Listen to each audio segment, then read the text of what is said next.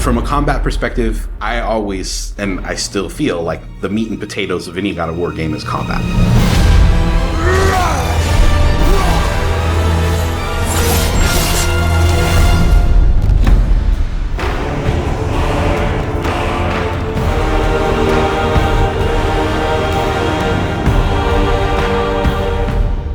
My name is Roberto Clemente. All my friends call me Bert. I'm a senior combat animator here at Sony Santa Monica. My name is Kim Nguyen, and I'm a gameplay animator. Hi, I'm Sabra, and I'm a senior VFX artist on God of War Ragnarök. My name is Grace Pan, and I'm a gameplay animator in God of War Ragnarök. Hi, I'm Stephen OYARIJIVBIE, combat designer on God of War, and I create interesting and memorable creatures that players like to attack and defend against. As an animator, you gave life to characters. You make them move, you give them personalities, you give them weight.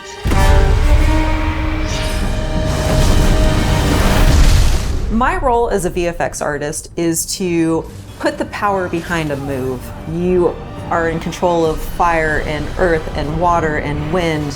Whether you are throwing your axe or on the receiving end of an enemy spell, VFX is what really gives the movement and the danger to every move that a character or enemy makes. I work really closely with the design team and the tech art team on this project specifically. We actually work a lot with camera, along with the guidance of our great camera team, so I find myself doing fight choreography sometimes. One of the most challenging parts about being a combat designer isn't the technical implementation of creating a creature, but it's really navigating that line between frustrating and engaging.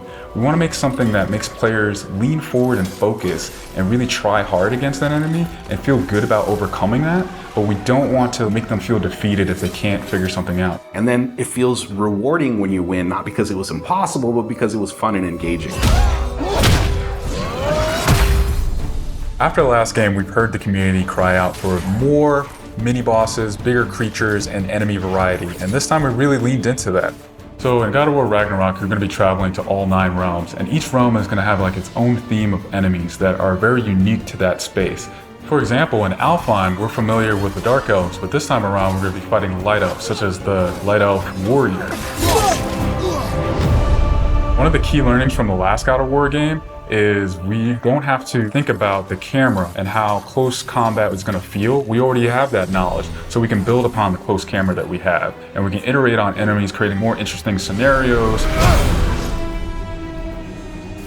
In the last game, Atreus was just starting to fight alongside Kratos, and he was learning from the master tactician. So in this game, he's trying to prove himself a little bit more, and we built upon those mechanics with him. The previous God of War, Atreus was still a kid, right? So he has a lot of dependency on his father. And for this game, you will see Atreus moving more independently on his own as a companion. In regards to VFX for Kratos, I think what the players really love is the powerfulness of it. When you are playing as Kratos, you really do feel like the God of War. And moving into Ragnarok, we want to really make something bigger, make it stronger, make it more of a spectacle. You want them to be like, oh my gosh, I didn't know that the Blades of Chaos could get even better, but look at that. So as Kratos gets more powerful, he's going to have access to newer combos and newer abilities that will increase the combat depth of each weapon. For the Blades, one of the moves that I've really enjoyed from previous God of Wars is the combat grapple, and we're going to be bringing that with a new twist. I'm very excited for players to try the blade grapple traversal moves. That brings so much more speed into the movement and the dynamic feel to it. One of the ways we've expanded Kratos combat this time around is we've given more utility and choice to his shield loadout. If you are a parry person, you could really go for a shield that gears towards parrying. If you're a big blocker, then you could choose a shield that will really match your playstyle. One new mechanic or element that I'm really excited about is these combo finishers. Building up the stun meter this time around is going to lead to different ways to basically decapitate the enemy.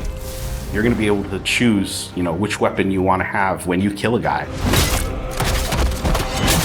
Another feature that we've added for Kratos is his new pre-fall attacks. You could jump off a ledge, and if there's an enemy below you, you could slam down on him. There's such an emphasis on verticality in some of these fights that it's super engaging. And as Kratos, now that you have so much mobility and that you can also take advantage of that verticality, I think it just adds such another interesting layer to a fight.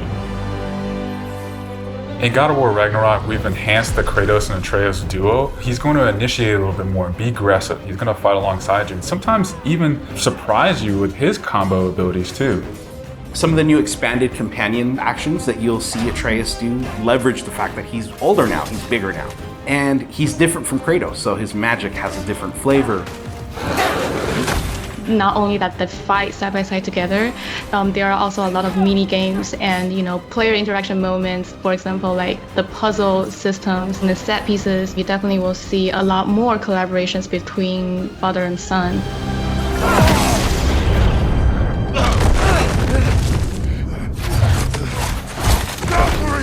Odin must have sent them!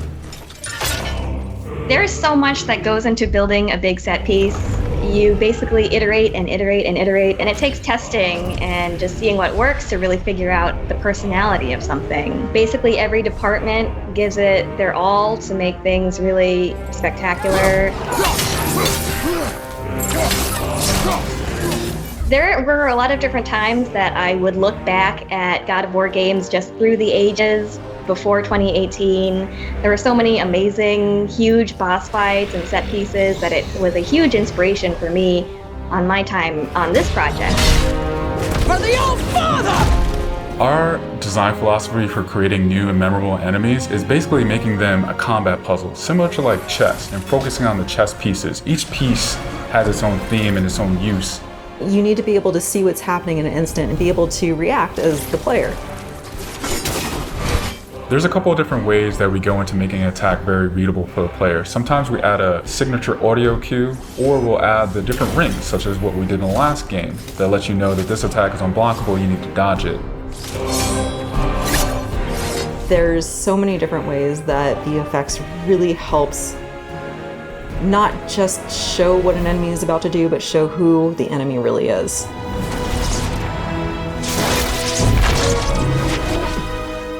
Everything you design has to be surrounding the essence of the character and a story. It's what makes it believable and memorable in the first place. I think what I'm most excited about is for players to experience the diversity of enemies that this game has to offer. You will be fighting everything from small little creatures to things that will take up the entire screen.